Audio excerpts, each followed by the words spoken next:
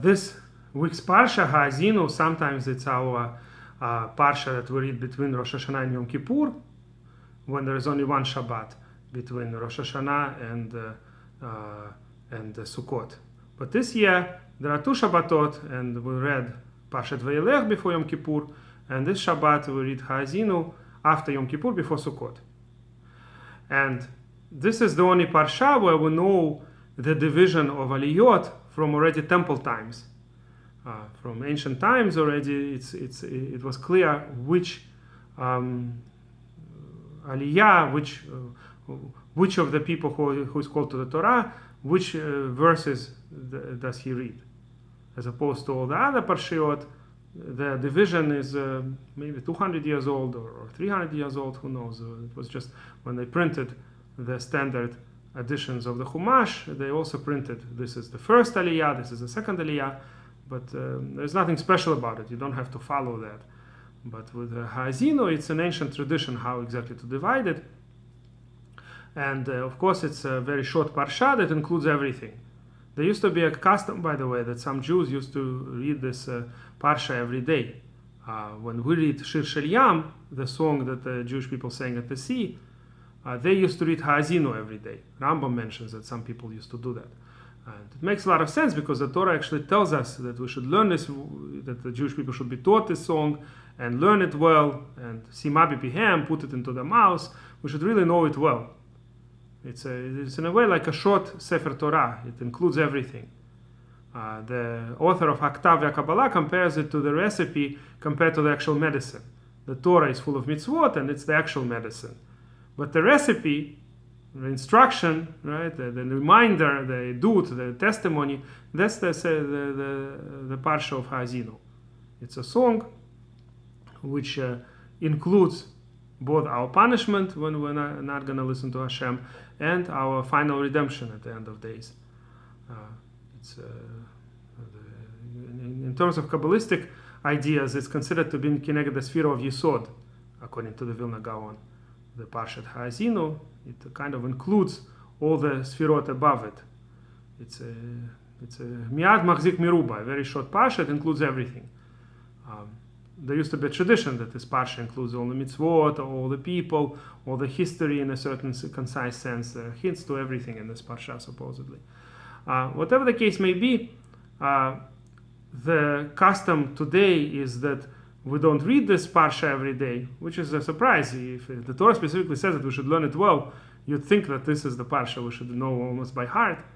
And maybe the reason we say Shir Shel Yam, because that song is only positive. Haazinu is mostly criticism of our people and the prediction of our exile and our punishments, so maybe we don't want to say it every day. In fact, there are some customs among Sephardim today that say this Parsha on Tisha B'Av, on the 9th of Av, the saddest day of our year, when we commemorate the destruction of the temple. That's when they read, instead of the Parsha of Shir Shel Yam, they read Parshat Haazinu.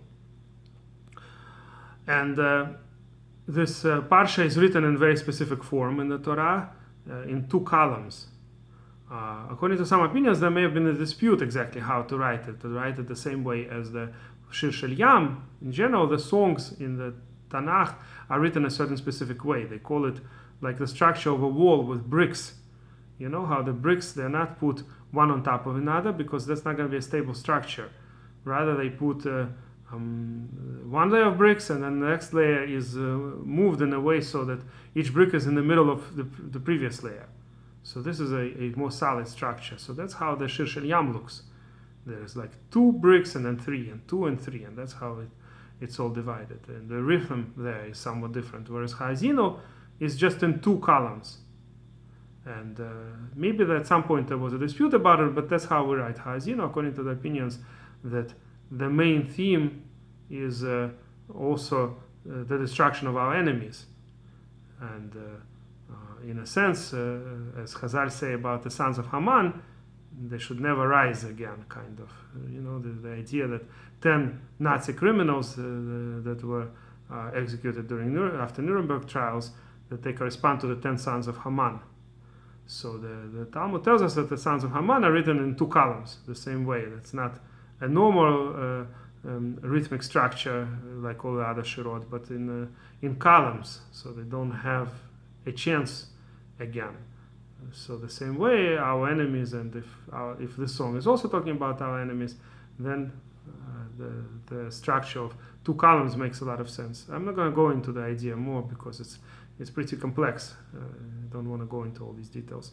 So the main point of the song, of course, is for us to do tshuva. So when it falls before Yom Kippur, it makes a lot of sense, even if it's after Yom Kippur. The full judgment is not really over until the end of Sukkot. As we know, Hoshana Rabbah is the day of the final judgment. By the way, the Nazi criminals were executed on that day, on Hoshana Rabbah. And the year they were executed is hinted in the letters of the sons of Haman. I mentioned this many times in various lessons, and I'm sure a lot of people heard it already. It was discovered by Rabbi Weissmandel after these events happened.